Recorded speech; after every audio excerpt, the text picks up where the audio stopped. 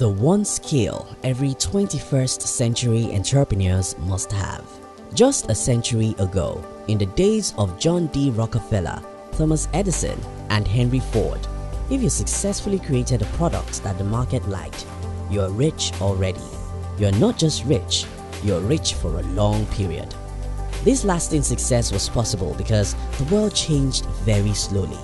Today, however, in our super connected, information saturated world, if you launch your creative product today, this time next week you can be sure that someone or tens of people are somewhere planning your downfall.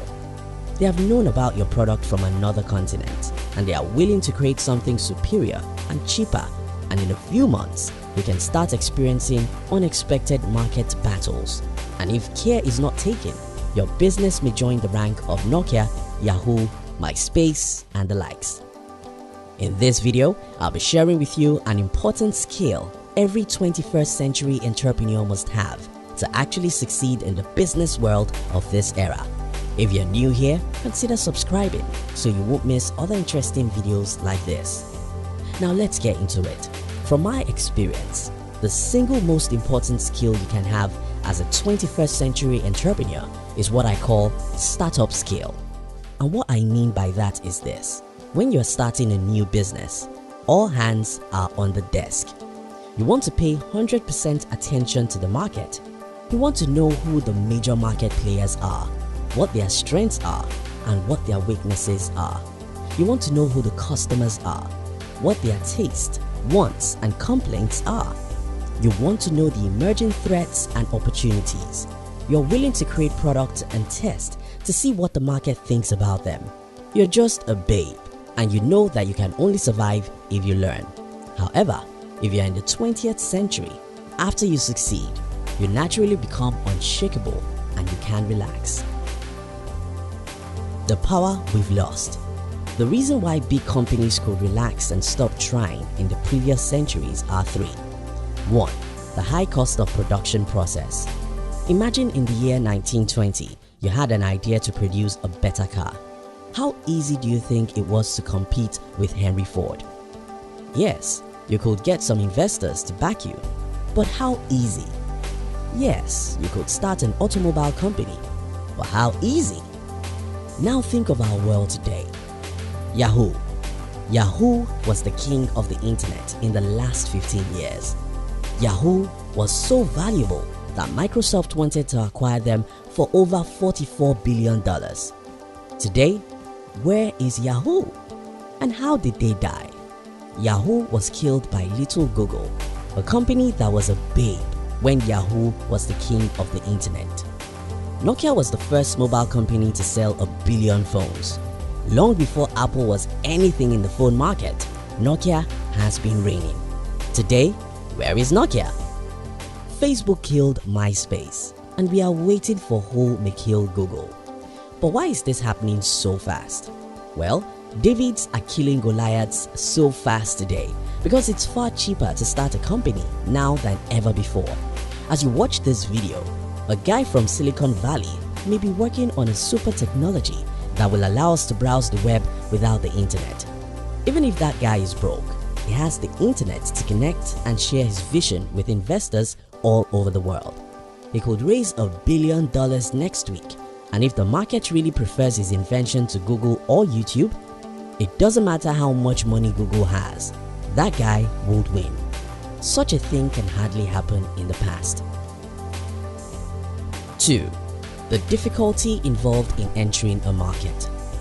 As explained earlier, because of the cost of running businesses and the little connectivity among people, it was hard in the past to compete against the giants. Another point I should add here is the fact that you have to go through several regulations from one country to another, from one state in a country to another. The already successful companies of the 20th century had gone through all these, and they even had the money and influence to block your way so that you won't get through some government approval. That is almost not happening today. Through the internet, I sell my company's products and services to different countries and continents. I don't have any boundary retractions, and by that, I can compete, even with the giants. And who knows, maybe I can kill one of them. 3. Unimaginable competitive advantage the giants had. If you are the Rockefeller in the 20th century, you didn't only have money, you had political influence. Rockefeller will go after his stubborn competitors, sell his products at half the price, force the competitors to sell at loss, and get out of the market. Today, only a few companies can do that. What you should do today. Now that I've shown you the reasons why big companies in the past could become semi-gods, what should you do if you're an entrepreneur in the 21st century? Very simple. Always behave like a startup. Jeff Bezos said, "At Amazon, we act like we are startups. If they don't, they will become history very, very soon." These are some specific things you have to do. 1. Employ people of the new generation. Thousands of years ago, a philosopher complained about the new generation of people. He thought that they were lazy and didn't keep the custom. Well, that's the same way we feel today. It's natural for people to resent the generation above and below them. If you want to go far, you have to rise above such needless sentiments. You have to be able to work with people who are older than you, but most importantly, you must have a significant percentage of the next generation in your team. Why is this important? Well, whether you like it or not, younger people hold the key to the next revolution. They know better where the world is going than you can ever catch up with. They naturally understand and use the new technologies and products because they are far more adventurous than the older generations. The older you get, the less adventurous you are, so you will miss out on the new trends and technologies. Having young people in your team will keep you updated, and you'll be able to see where the world is going and how you can take advantage of the new trends. 2. Study history. No, you don't have to go to Harvard for a degree on history. You just have to read books and online resources about the past as related to your industry and the world at large. Why is this important? Well, as an entrepreneur, we have to live in the future. And to live in the future, we have to know the past, because the best way to know tomorrow is by studying yesterday. Read some history related to your industry and the world. Watch some documentaries. Know the past so that you can take advantage of the future. 3. Don't joke with an emerging threat. Every now and then, a new startup shows up as Google showed up to Yahoo. Google guys were willing to sell Google for $1 million, but Yahoo wouldn't buy. Not buying isn't the biggest mistake of Yahoo. Taking Google for granted was their costly mistake. Pay attention to the Davids in your industry. Their mission is to kill you. The Goliath and some of them may succeed if you let them. If you pay close attention to the Davids and take them serious, you can always outsmart them. 4. Compete hard with yourself. The best way to remain in the business in the 21st century is to compete with yourself and kill some of your products, process, and strategies before someone from the outside will kill your business. Let you be your biggest critic and you will win for a long time. 5. Be willing to step aside. Old dogs cannot play a new trick.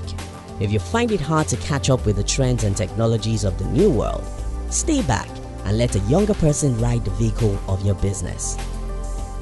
In all, we as entrepreneurs have to understand that it's not business as usual. The world has changed, and that has given the Davids more power than ever. So if you struggle to be a Goliath, watch your back, because some Davids will come after you, and if you let them, they will kick you off the market.